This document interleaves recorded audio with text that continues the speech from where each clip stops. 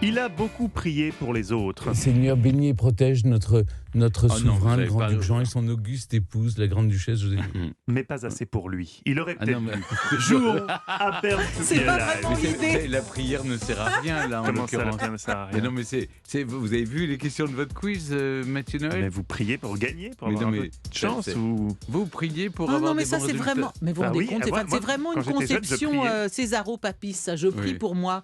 Oui. Mon Dieu, faites que j'ai le baccalauréat. Exactement. et que J'ai non, beaucoup mais prié j'ai pour avoir le pas baccalauréat chope et je l'ai eu, d'où Oh, l'existence de Bah, Dieu. vaut mieux Écoutez, c'est travailler. lamentable. Défaite. Vaut mieux travailler. Ah, j'avais pas pensé à ça.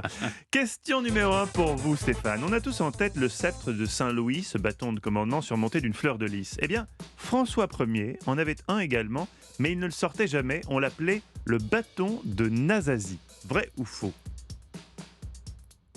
Alors là, Ah, je normalement. suis comme deux ronds de flanc, si je puis me Vous permettre. n'avez jamais entendu parler du bâton de Jamais, Nazazie? jamais. Vous Le- non plus? Non. Le Eh ben, bâton de bravo les Nazazie. historiens. Hein. Soi-disant, ça touche sa bille. Eh ben non, moi je dirais non. Parce que Vous dites sinon... non. Moi, je dirais non Oui, aussi. faux. Ça me dit Ouais, non. rien, le bâton de Nazazie. Vous avez gagné. Mais oui, c'est une bonne réponse. Le bâton de Nazazie est un trophée virtuel au foot. En 1930, c'est la première Coupe du Monde. Elle est remportée par l'Uruguay. Le capitaine de l'équipe est José Nazazie. On a décidé que l'Uruguay devenait l'équipe qui détenait le bâton de Nazazie. Oui, c'est parce que tellement vous disiez oui, bien sûr, François Ier. Et dès qu'une équipe le bat, match après match, elle récupère ce trophée. Aujourd'hui, c'est l'Italie qui l'a, mais ça peut changer très vite. Question numéro 2. Pour vous, Clémentine Portier-Kaltenbach. Joseph Pujol a été pendant un mois ministre sous la Troisième République d'un ministère qui n'existait que 3 mois, dans un gouvernement qui n'existait que 4 mois. Vrai ou faux?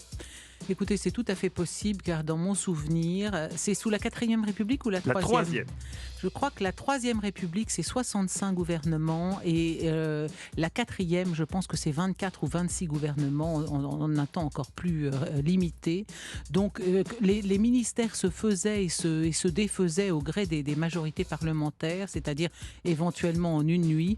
Donc, le nom de ce monsieur ne me dit rien, mais qu'il ait pu être ministre dans un ministère extrêmement éphémère, je le crois volontiers. Je réponds oui. Elle répond oui, le raisonnement est excellent. Vous avez perdu. La réponse, elle, l'est moins. Joseph Pujol n'a pas été homme politique. Il est né à Marseille en 1857. Et il a Et il inventé la reste- nisette et le savon de Marseille, c'est ça? Mieux, il reste à ce jour le pétomane le plus connu du monde. Bien, oui, Il s'est mais bon. produit au Moulin Rouge. Il était capable d'éteindre une bougie mais avec un oui, ut dièse, Le figurez-vous. pétomane, oui, bien sûr. Et en 1900, pendant l'exposition universelle de Paris, il est même filmé par Thomas Edison. Il est mort ruiné à 88 ans. Rest in peace, monsieur Pujol. Oui. Repose en paix, sans Cela jeu de mots. dit, Mathieu, pour ma défense, si on devait faire le compte de tous les ministres de la Troisième République, j'ignore, à mon avis, on en trouverait 200, c'était- 300, c'était 500. plausible. Vous avez zappé le jeu de mots de Mathieu. Oui, non, mais Elsa, parce qu'elle est dans son Oui. truc. Qui était Joseph Joseph- Victoire. Restez en paix Oui, oui. pour un pétomane. Oui, oui, c'est Oui, drôle. mais il le dit. Ah, excusez-moi, oui, c'était Oui, très, oui. très drôle. C'était très, très oui, drôle bravo. et je vous prie je vous remercie de le souligner. Question numéro 3 pour vous, Stéphane Bern. Le 5 juillet 1954, Elvis enregistre à Memphis. Ça, c'est bien fait pour vous. Oui, pardon. C'est une question historique. Oui. Elvis. Oui, non, une question de... On peut passer de François Ier à Elvis, c'est le cœur même de cette émission en fait. Oui. Donc, concentrez-vous. Le 5 juillet 1954, Elvis enregistre à Memphis That's all right, mama. Well, that's all right, mama. That's all right for you. Elvis That's all right, était mama. blond. Vrai ou faux? Ah oui.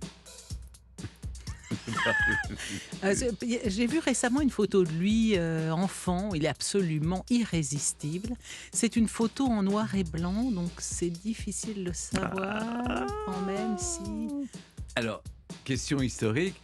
Elvis Presley était-il blond en 1954? Voilà. C'est-à-dire, je vais donc être jugé Là-dessus. sur mes compétences Et vous pouvez historiques. tout perdre là-dessus. Oui, je tout sais, peut je s'arrêter. sais. Une belle carrière, rondement Est-ce menée.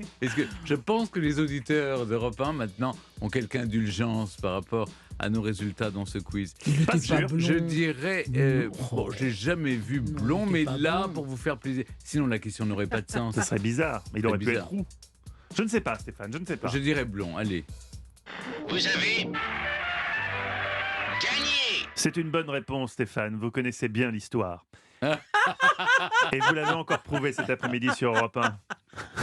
Il était blond, Elvis, blond cendré pour être précis, puis il a fait des teintures noires à partir de 21 ans, en 1956, donc en 1954, il était bien blond. C'est une bonne réponse de Quelle Stéphane drôle Bern. d'idée. Pourquoi cet homme qui était beau comme tout, quelle drôle d'idée d'aller se teindre les cheveux en brun comme ça, enfin. Peut-être c'était la mode du brun, ou pour un rocker, c'était mieux d'être Non, brun, parce qu'à l'époque, Marilyn Ah oui, non, Monroe, c'est- qui était mais brune, Marilyn enfin, Monroe on l'a obligée à se est teindre une en femme. blond, façon Jane Harlow. Donc vous pensez que le blond était à la mode pour les femmes Oui, et le brun pour les hommes. c'est ma théorie, effectivement, Oui. théorie historique intéressante. Bien sûr. Et il y aura certainement des thèses qui seront pondues là-dessus. Question numéro 4 pour vous, Clémentine. Qui n'a jamais eu la Légion d'honneur? Pétain, Bachar el-Assad, Nicolas Ceausescu, Mussolini ou, réponse E, tout le monde l'a eu. Alors, je pense que Pétain l'a eu naturellement pour sa très belle campagne de France pendant la guerre de 14. Est-ce que Mussolini a pu l'avoir et est-ce qu'elle lui aurait été donnée par l'État français entre 40 et 45 ? C'était touchy quand même. Ceausescu a tout à fait pu Oui, l'avoir. il a eu chez Bien sûr, comme un certain nombre de dictateurs l'ont eu. Et il ça, a eu c'est- même un très haut grade. Et quel était... Ou alors, Je crois qu'ils l'ont tous eu. Écoutez. C'est fou. ils l'ont tous eu probablement. Toute la liste que j'ai donnée. ils l'ont Et, tous eu. il en manquait un, attendez, Ceausescu, Pétain, Pétain, Bachar el-Assad, el-Assad. Nicolas Moi, je Ceausescu, pense qu'ils Mussolini. ils l'ont tous eu. Ils l'ont tous eu. Oui. Vous avez gagné. Vous avez gagné. Ah oui. Mais c'est Stéphane qui a gagné le quiz.